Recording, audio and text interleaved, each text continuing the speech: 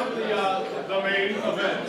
I'm going to introduce my good friend, our good friend, someone that I'm sure everyone in this room doesn't know because nobody in this town doesn't know who Larry Shaheen is. But I'd like to introduce my friend Larry Shaheen, who is a man who has had the biggest heart of anyone you've met, an accomplished lawyer, an attorney, currently doing a lot of work for the Board of Equalization and Review for folks who are feeling like their taxes are unjustly heavy. He's fighting for them and winning. What's up? I'd like to introduce Larry, who will say a few words on behalf of our speaker, Chief Justice Newby. Larry? Thank you.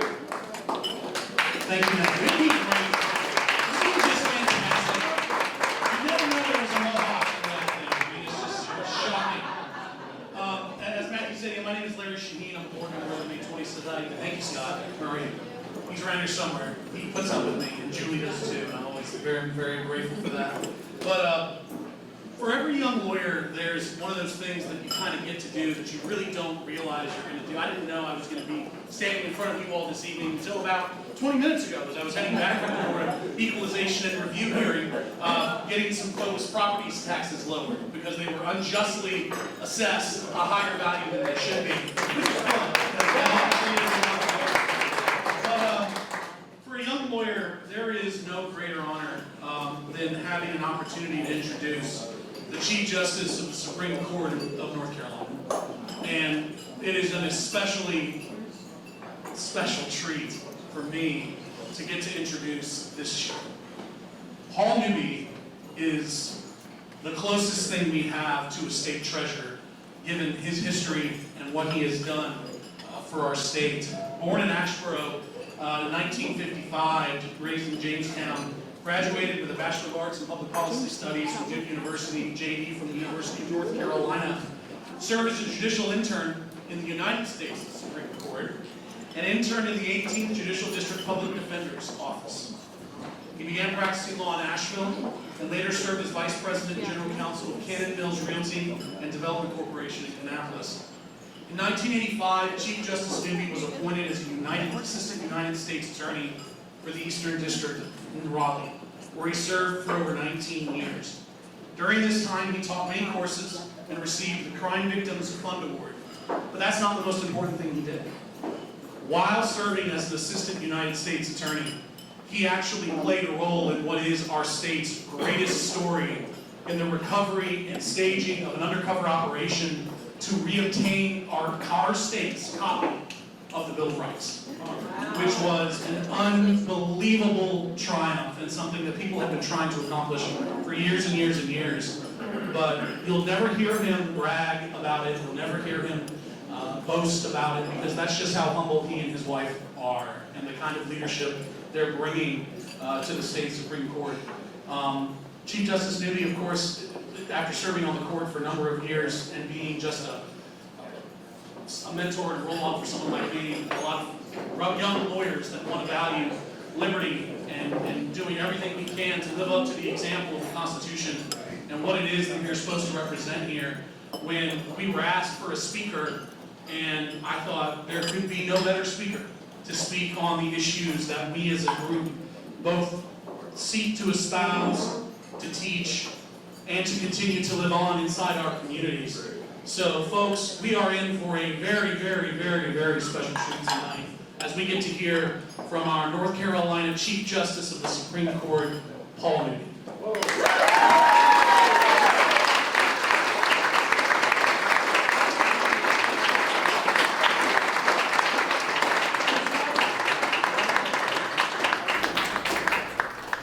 Well, Larry forgot to say, spoiler alert, he told the end of the story, so I guess I'm done.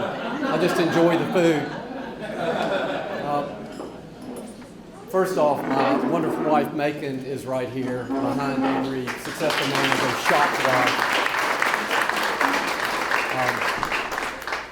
Macon and I met in law school a long time ago.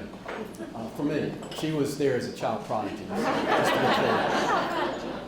So in 2004, I'm working at the U.S. Attorney's Office. My U.S. Attorney is Frank Whitney back here. Frank's one of my friends and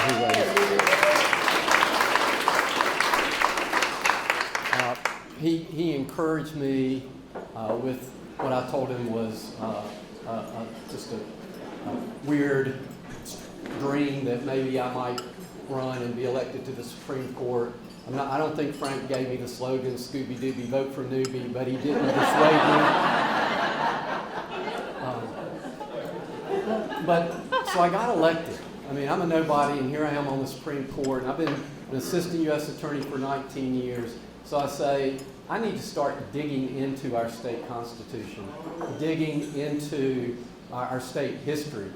And I'm walking around the building at the Supreme Court, if you've ever been there, portraits everywhere, trying to identify, trying to know the story behind each of the portraits. And it struck me one day, as I was doing presentation to school groups and this kind of thing, that nobody understood the top yellow ribbon on our state flag. Nobody. And I'm like, okay, there's got to be a story here, you know? So anyway, I started doing my research. I didn't have Scott's book available at the time, so I went to a source. This is an 1875 copy of Governor Graham's speech or research of the Mecklenburg Declaration of Independence. His daddy had signed it, or granddaddy. This was his original research into it, affidavit of Captain Jack.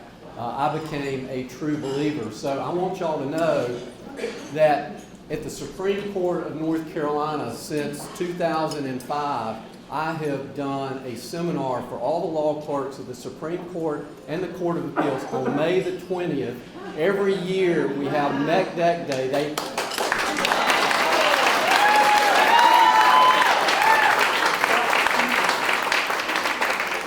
The library staff makes a cake, you know, and does a great job, and so we get all the law clerks up there, and it's my privilege then to tell them this state history, this rich state history that they got no idea about. So I so thank you, this group.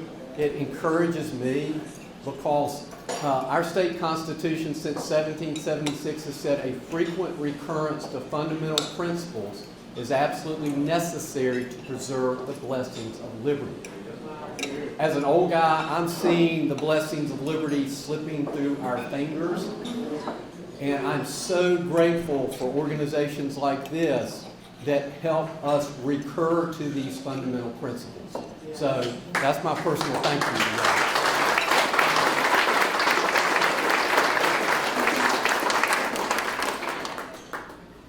1865, you're a Union soldier. Your job, guard the state capitol. Guard the state capitol. Why? All of the state's treasures, all of our historic documents, everything had been brought back. They were evacuated from Raleigh. Oh, we reached an agreement with General Sherman. They're not going to be destroyed. Bring them all back. Put them there in the state capitol. You're a soldier from Tippecanoe, Ohio. You've now been told tomorrow you're leaving. I'm guarding the Capitol. I have access to all these documents. Maybe I need a memento of my time in North Carolina. And there's such chaos, nobody's going to know. So you rummage through all the different documents, and you come across one that kind of looks like this. Starts out, as you can see up here, Congress of the United States. You can see it better there.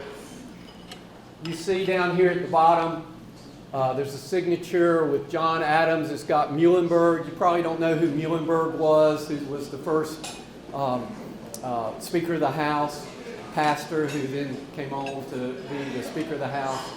But you recognize John Adams' signature maybe. You don't know that this is the Bill of Rights, perhaps. It's got 12, not 10. There's a story there, but we don't need to hear that tonight. 2 just were unnecessary, so they never were ratified. So you find this, you roll it up, you stick it in your backpack, and you march to Tippecanoe, Ohio. You get there, and you find a friend of yours. His name is Charles Shotwell. Mr. Shotwell is now a successful businessman over in Indianapolis. And he sees this war treasure that you have brought, and he makes an offer. I have a $5 gold piece, union money, $5. I'll buy this document from you for $5. Soldier says, man, that's a lot of money. Absolutely done deal. Shotwell takes the document, takes us to his business in Indianapolis, Ohio. He puts it on display for everybody to see. Folks start tweeting and texting, and there's all this, what is it called, TikTok or something? You wouldn't believe the social media explosion that occurred, okay? It took a while, all right? It took a while for word to make its way back to the Secretary of State of North Carolina. When word finally made it there, the Secretary of State of North Carolina says, that's an important document. We want to get it back. Why? What's the backstory on it? The backstory is this. North Carolina was number 12.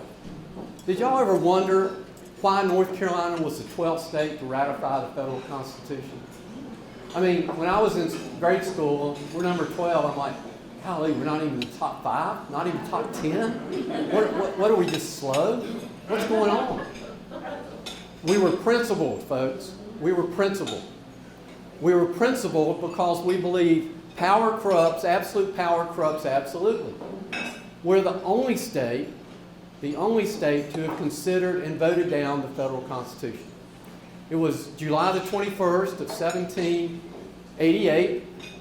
The Constitutional Convention was in Hillsborough for the purpose of ratifying this federal document.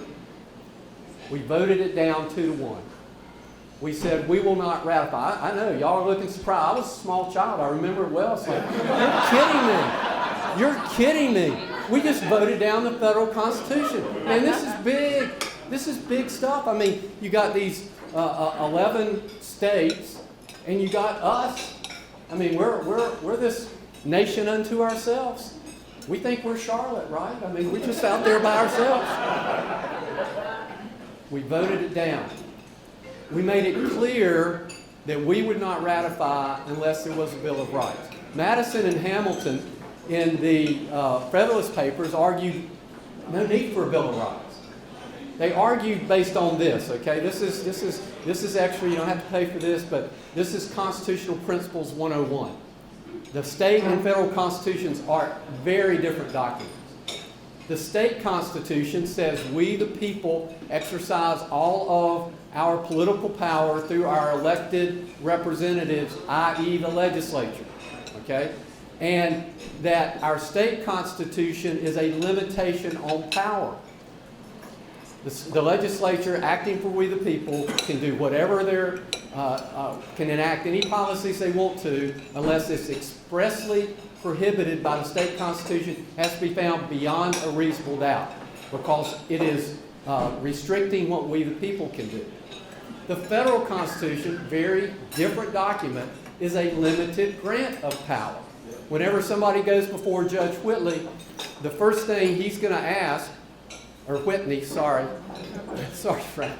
The first question is going to be, what gives the federal court jurisdiction? Why are you here instead of over in the state court where it's general jurisdiction? The idea, according to Madison and Hamilton, was we don't need a Bill of Rights because the federal government will never have the power to intrude upon your fundamental rights and freedoms. North Carolina said, baloney. We do not believe you. Why did we say that? See May 20th, 1775. See these fundamental principles that are built upon the brave statement of those patriots on that day as they committed their lives, their fortunes, and their most sacred honor to this task of freedom.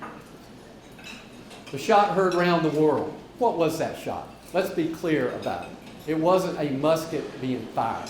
It was, for most of the history of the world, we believe power, that our rights came from government power. The most excellent example of that today is North Korea, where they recently killed 87 people for the high crime of possessing a Bible verse. So they take them out in public and shoot them. This is what we say your rights are. You disagree, you die. Okay? So we had sent Franklin to England to plead with King George to recognize our fundamental rights. I mean, we're the British subjects. We have all the basic rights of any other British subject.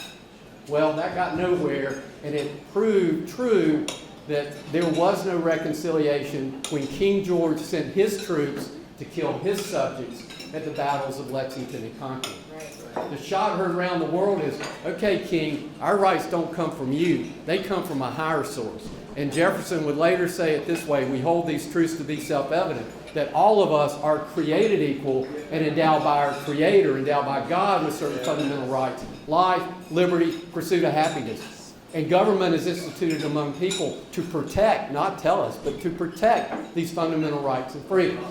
The shot heard around the world, and the reason that the American experiment is not just for America, but it's the whole world, the model for the whole world, is why so many people clamor to get here, is that our rights come from God, and government is there to protect, not take away those fundamental rights and freedoms.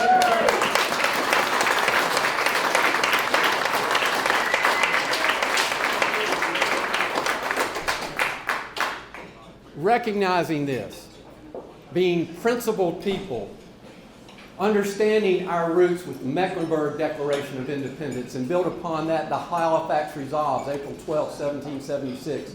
All of these understandings of personal liberty and personal freedom. We will not become a member of your union until there is a Bill of Rights, not creating, but protecting our God-given rights. George Washington goes to James Madison, says, you've got to give me a Bill of Rights. I want North Carolina in the Union. Madison drafts. Congress passes.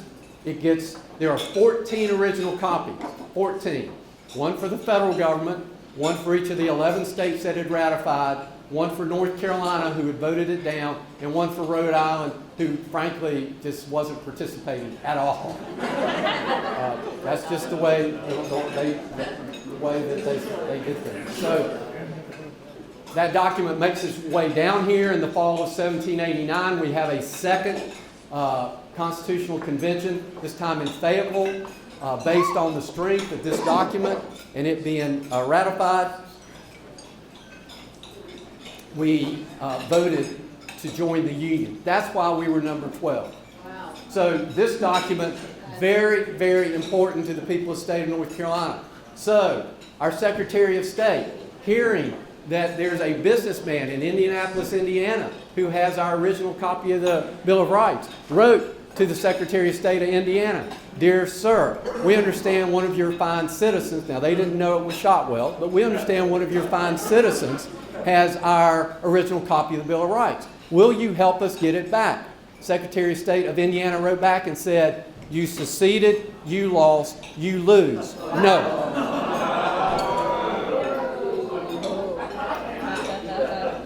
30 years goes by. Mr. Shotwell is now wanting to cash in on this valuable document. So he hires a lawyer to write a letter to the Secretary of State of Indiana, Secretary of State of North Carolina. "Dear Secretary of State, my client, who will remain unnamed, has your original copy of the Bill of Rights.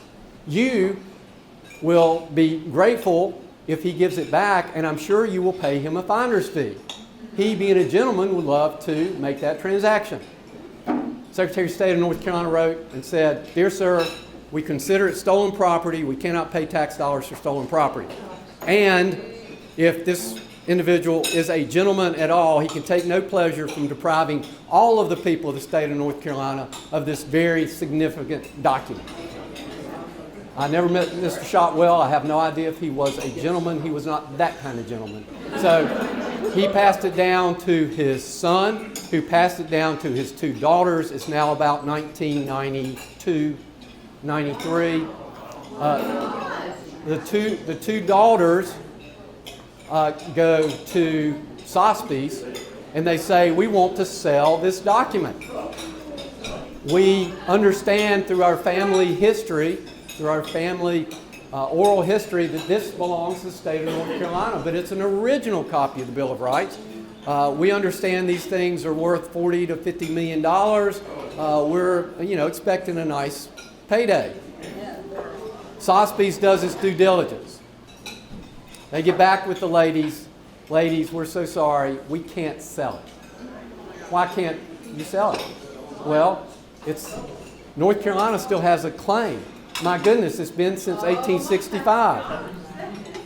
Yes, but North Carolina has a decision from the North Carolina Supreme Court, 1971, written by I. Beverly Lake Sr., who served on the court.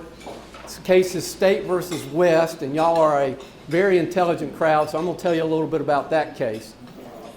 In that case, one of the citizens of Mecklenburg County went to an auction in the Northeast and bid and bought some original indictments signed by Mr. Hughes, one of the signers of our Declaration of the Declaration of Independence. He had been a prosecutor for the Crown. The indictments were from 1772, 1771. The individual bought them, and then he came back and he made a big deal out of it. So the folks in Raleigh found out that he had these documents. They searched their archives and realized that no one had ever conveyed these original court documents to any private person. They brought a lawsuit, and they said once it belongs to North Carolina, it always belongs to North Carolina unless there is an appropriate transfer of that title. That case made it all the way to the Supreme Court. No statute of limitations. If it's North Carolina property one time, it's always North Carolina property. State versus West, 1971 case from the North Carolina Supreme Court. So Sotheby's said, we can't sell this. There is a cloud on the title. So if you're the Shotwell sisters, what do you do at that point? It's called black market. You go to the black market. So they started getting word around, and there was an antique dealer by the name of Wayne Pratt. If you've ever watched the Antique Roadshow, you may have seen Mr. Pratt. Mr. Pratt had a partner by the name of Robert Matthews. If you Google Pratt and Matthews, you'll probably get Governor Rowland of Connecticut. I mean, there were some federal convictions and jail time. Not the most above board kind of folks. And this was not about the Bill of Rights. But anyway, they conspired together to get the ladies. The asking price was $300,000 at this point. They negotiated the price down to $200,000. Wayne Pratt ended up with North Carolina's original copy of the Bill of Rights. So now you have North Carolina's original copy of the Bill of Rights. You just bought it on the black market. What do you do? Answer, hire a lawyer. And what do you get that lawyer to do? Well, after the lawyer negotiates a fee of about $450 an hour plus 40% of anything he recovers from the document, his name is John Richardson. His wife was the head of the IRS under President Clinton. He was one of these power couple kind of folks.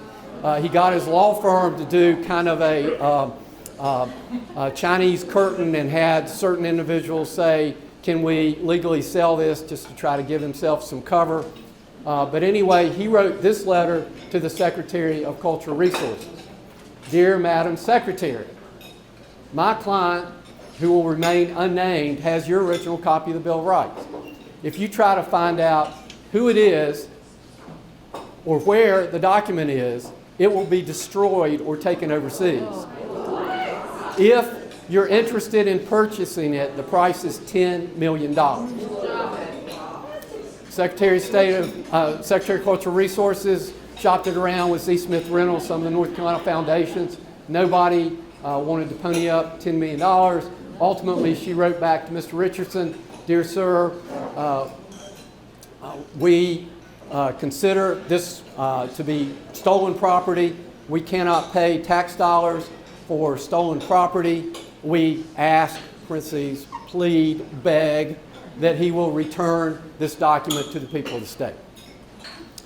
Nothing happened until I think it was about March the 18th of 2003. I'm an assistant U.S. attorney working for the Honorable Frank Whitney, who is the U.S. attorney. And Frank calls me that morning, Paul, come up to my office. You're not going to believe this. I go up to Frank's office. In there is a representative from the governor's office, his general counsel, a representative from the attorney general's office, and people from archives. You always recognize the archives people because they got dust everywhere. I mean, it's, kind of like Charlie Brown Pigpen, okay? Now they gave to Frank and me, they gave us all of the documents that we had. So we didn't have Shotwell's identification. We didn't know Pratt, okay? We did have the letter from archives. Now what had happened? What had happened was this. Governor Easley had gotten a phone call from Governor Rendell of Pennsylvania. And it went something like this. Hey Mike, hope you're having a good day. Have you seen our National Constitution Center up here in Philadelphia? It will be the premier, it will be the premier U.S. Constitution Education Center, museum, anywhere else in the country. It truly is something that will provide education to untold school children. It will inspire so many people. We've been looking for a centerpiece for our museum. Mike, you are never going to believe this. Do you think about if a school kid walked in there and saw an original copy of the Bill of Rights? Don't you think that would inspire? Well, here's the deal, Mike. We have been negotiating with this attorney out of Washington named John Richardson, and we've gotten the price down to $5 million. We're going to pay the $5 million, and Mike, here's the deal. You will get it for 1 month out of the year if you just sign away North Carolina's claim to it. Think about that. Well, he did, and he sent his folks to us. Now, state, think boundaries of North Carolina. Federal, think United States, okay? So he came to us. So we drafted an affidavit setting forth all the facts that we had. Now, why would we do that? So the first thing we had to ask ourselves is, was there some potential federal crime that was committed, all right? So, I'm handicapped. I went to Duke, but I know to go from North Carolina to anywhere in the north, you got to cross a state line, all right? So that's interstate, okay? And if you carried something along the way that you weren't supposed to have, it seems like that's interstate transportation of stolen property. So we made that presentation to a federal judge, and he issued a seizure warrant. So what's the problem here? The problem is we don't know who's got it. We don't know where it is. The last correspondence we had from this Richardson fella said it would be destroyed or taken overseas. So somehow we've got to figure out how we're going to do this. All right. So I think this may be about the first time that Frank has been here for me to do this presentation. So here I've got to explain the difference between a workhorse and a show horse, okay? Workhorses are the ones who do the trench work, all right? And show horses are the ones that stand in front of the TV cameras, all right? Frank was a great person to stand in front of the TV cameras, all right? Just to be clear. So anyway, we came up with this idea that we would get Easley to call Rendell back and say, look, we need your help. The answer to your proposition is no, but will you help us? This belongs to the people of North Carolina, and we need your help in getting it back. We want to insert an FBI agent as the money guy. Let the FBI agent negotiate with Richardson. Keep your fancy Philadelphia lawyers who are preparing the closing papers if we work out a deal. Keep the National Constitution Center engaged and involved, but the FBI guy is the money guy. And would you be willing to present that to the National Constitution Center and the other lawyers? To his credit, Governor Rendell said yes. To their credit, the National Constitution Center, the Philadelphia lawyers, everybody said yes. We immediately got the FBI agent inserted into the process. He negotiated the price down to $4 million, and we had a closing set within 3 days. The night before the closing, I get a call from the FBI agent. Hey, Paul, we got a problem. What do you mean we got a problem? I need a $4 million cashier's check. I did what y'all did. I laughed. I was like, I watch TV. You're the FBI. Make it up. Just make one up. You can do this. I think you'll be okay. Well, the FBI agent did me one up. He actually went to the local First Union Bank, got a cashier's $4 million check. I'm not saying that's the reason there's no First Union banks left. But that's what he had. The morning of the closing, John Richardson shows up, meets the FBI agent. He could care less about the stack of closing documents. He wants to see one thing. That's the check. FBI agent comes over, pulls out the check. Richardson looks at it, hands it back, gets on his phone, calls his courier, says, bring the document. About 30 minutes later, courier shows up, big cardboard box. We had document examiners there who truly could look at the writing. They could tell you which of the clerks at the Congress actually wrote that. So they looked at the document. Yes, it's an original copy of the Bill of Rights. Okay, but the question is it North Carolina? Why is that important? 4 missing documents at this point. 4. Georgia, how do you spell Atlanta burning? Georgia's is missing. New York and Pennsylvania are both missing. How do you spell public corruption? And North Carolina's. So how did we know? They verified it was an original. How do we know? How did they know it was North Carolina's?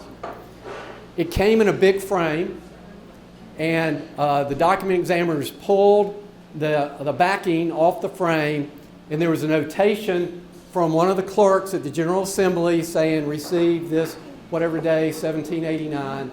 So again, they were able to even identify the name of the clerk that made that notation on the back of the document. So the FBI agent is told, this is North Carolina's original copy of the Bill of Rights. The FBI agent smiles, walks over to Mr. Richardson, says, hey, John, I guess you're waiting for this. And this time, instead of pulling out the check, he pulls out the seizure warrant from the Eastern District of North Carolina.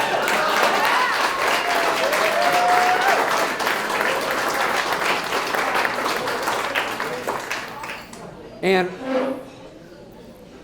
he pretty much said something like this, Mr. Richardson, I know you're a well-paid, high-powered lawyer from Washington, D.C., so I don't need to explain to you what this is, but let's be clear. 1, we keep the document. 2, you get no money. 3, I'm going to let you leave here, but don't leave the country because we'll be in touch. Have a good day.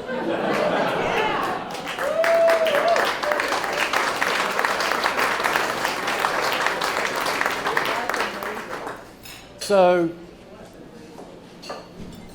ultimately, and Frank, correct me on this, but I believe the first stop in North Carolina was actually at Charlotte Airport. Yeah. So we got it. The FBI, who never misses an opportunity for a press conference, can I say that, Frank? Stopped in every major airport along the way, ultimately to get it to Raleigh. I know Frank and I were just so overwhelmed. If you've ever been to Gettysburg or you've been to Valley Forge, you have those, wow, I can't believe I'm actually seeing or being a part of this. When we got that document in the federal building, and I think you may have been a part of the entourage the whole way, Frank. But anyway, certainly when we had that opportunity there at the federal building to see it and yes, to touch it, to just realize the significance of this document to our state and the freedom heritage that we have here was just, for me, such an incredible personal experience. So the document's ownership was litigated, first in federal court and then in state court. I remember right before the election in 2004, Frank and I go to Richmond, and Frank did a great job arguing the case up in Richmond. The theory of the attorney who was trying to say that ownership was not in the state was that by seceding from the Union, North Carolina lost ownership to all of its state property, and he's making that argument in Richmond, Virginia, okay? So Frank did a good job. Ultimately, I ended up on the court. Frank continued to oversee all the litigation, and eventually it made its way to state court, and eventually a decision that it belongs to the people of the state of North Carolina. It resides in your archives. It is brought out on special occasions.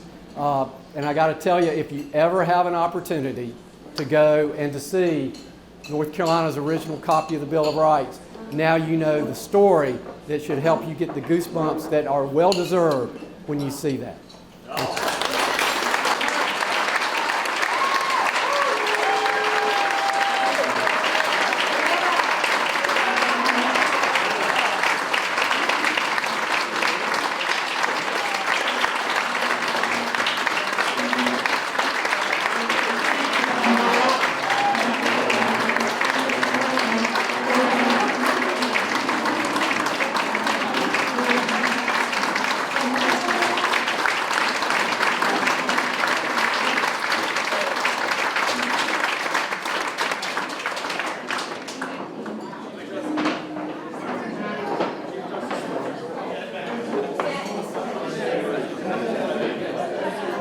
Justice Newby, on behalf of the Masonry Society, the people of North Carolina, and the people of the great state of Mecklenburg, thank you very much for coming.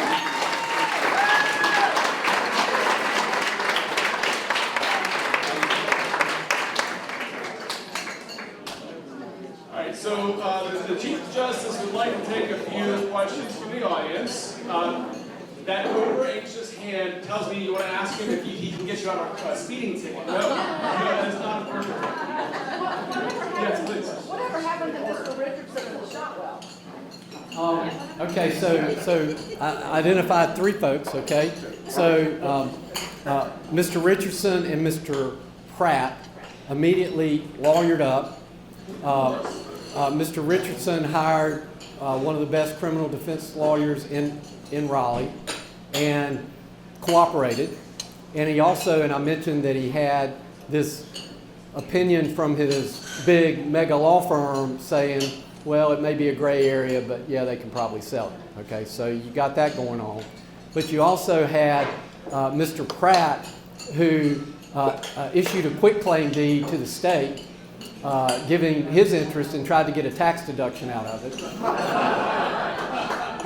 And so the guy who actually brought the litigation was the silent partner, Robert Matthews, and he's the one who litigated it all the way through. He was the money guy for Pratt. So in the overall scheme of things, the most important aspect was to get the document back. And the U.S. Attorney, yeah, go ahead, Frank. But he committed fraud down in Florida. So he was a target of the FBI for years. Immediately after it was done in the drug and he's in federal prison now. So Frank said that Robert Matthews, who, again, I mean, we don't have time to go into all of his shenanigans, thank you, is now in federal prison in Florida. So I have no idea, about Mr. Richardson. I actually do a bar presentation about what not to do and use him as my example. So when Nicolas Cage married his movie, just like Harrison Ford and play your part.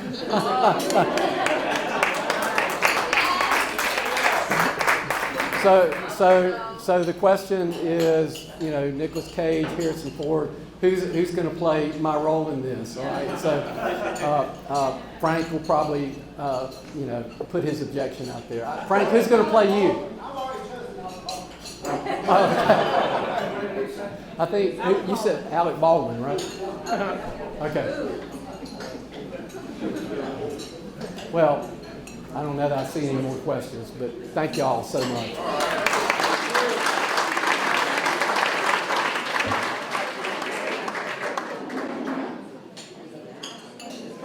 All right, thank you very much, Chief Justice Paul Newby. What an honor to have the Chief Justice of the Supreme Court of North Carolina here this evening. Well,